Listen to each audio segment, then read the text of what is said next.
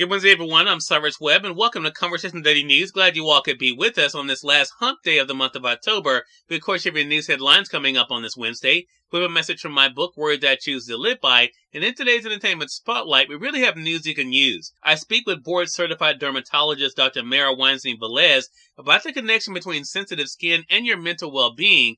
This is based on a new study by Aveeno. You don't want to miss that.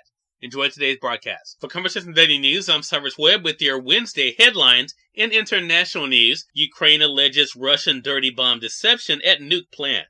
Ukraine's nuclear energy operator said Tuesday that Russian forces were performing secret work at Europe's largest nuclear power plant, activity that could shed light on Russia's claims that the Ukrainian military is preparing a provocation involving a radioactive device.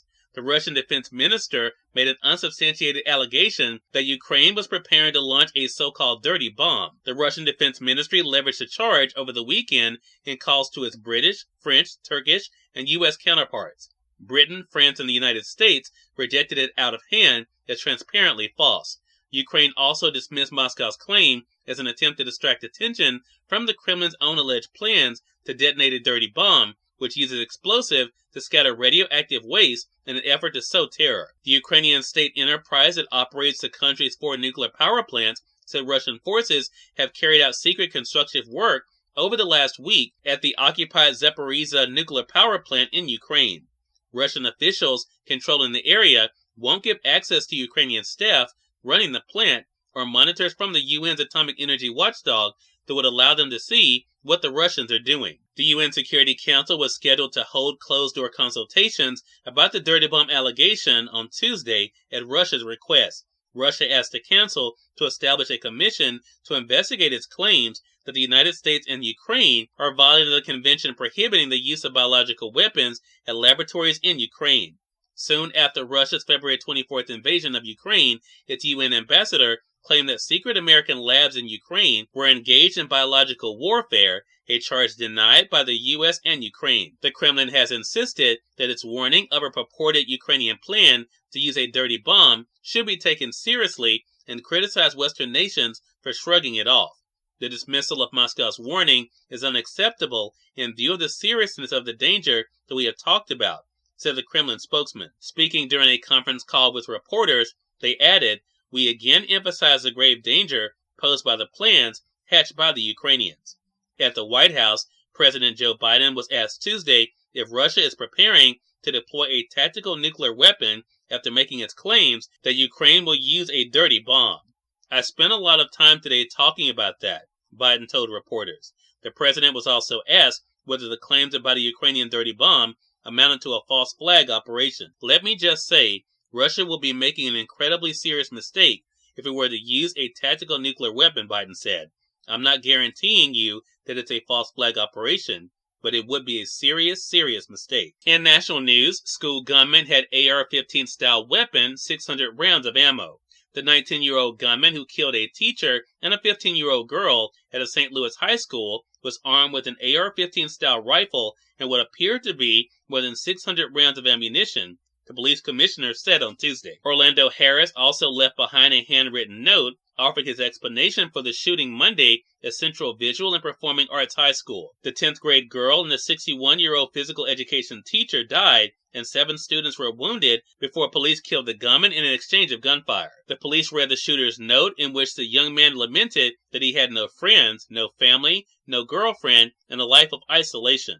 In the note, he said it was a perfect storm for a mass shooter. The police said the shooter had some ammo strapped to his chest, some in a bag, and other magazines were found dumped in stairwells. "This could have been much worse," the police said. The attack forced students to barricade doors and huddle in classroom corners, jump from the windows, and run out of the building to seek safety. In more national news, test scores show historic COVID setbacks for kids across the country.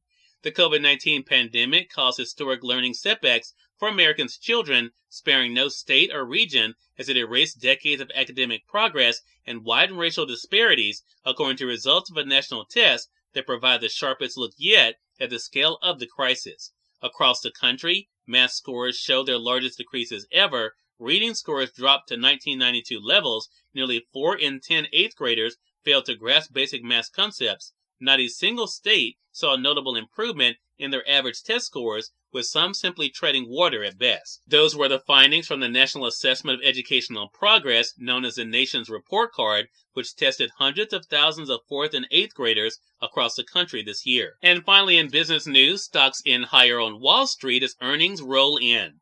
Wall Street notched more gains on Tuesday as major stock indexes rallied for the third day and Treasury yields fell again.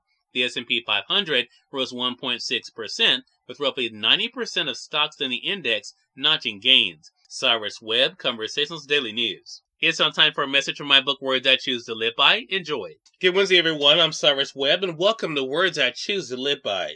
Choose to walk in this truth.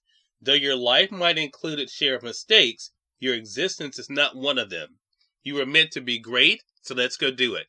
Have an amazing hump day. We are part of my conversation coming up with Dr. Weinstein Velez in today's Entertainment Spotlight. Stay with us. You're listening to Conversation Daily News. For Conversation Daily News, I'm Cyrus Webb with your news you can use. Dr. Weinstein Velez, a board-certified dermatologist, joined me on Conversations Live, the radio show, to talk about the connection between sensitive skin and your mental well-being. Here's a bit of our conversation.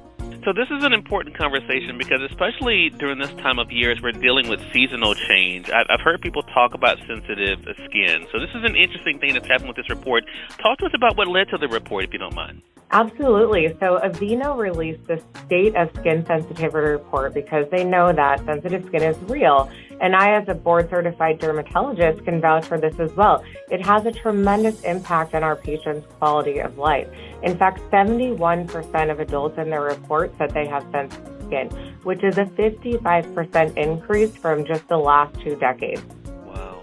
And so, as I mentioned, this is something I've heard people talk about, and I think it's interesting to hear about this connection between the way you feel in your skin. What types of skin then qualify as sensitive? Yeah, so, that mind-skin connection is real, and we know that develops really in has an embryologic origin. So when you talk about sensitive skin, there's so many different types that can classify or qualify, including dry skin, itchy skin, eczematous skin, patients who have acne flares, rosacea, psoriasis. In fact, 1/3 of patients with these skin conditions also have related psychiatric disorders like anxiety and depression. Wow.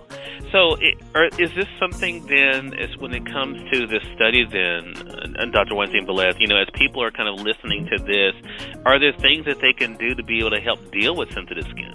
Yeah, so in the study, we found that self-care triggers the release of mind-boosting neurotransmitters in the brain, which means that simply having a skincare routine can really help to soothe and sort of ease your sensitive skin. Cyrus Webb, Conversations Daily News.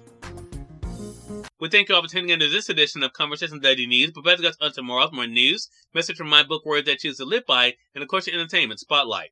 Until then, I'm your host, Cyrus Webb, saying as always, enjoy your day, enjoy your life, enjoy your world. Thank you all for choosing Conversation Daily News today, and let's go make it a great one.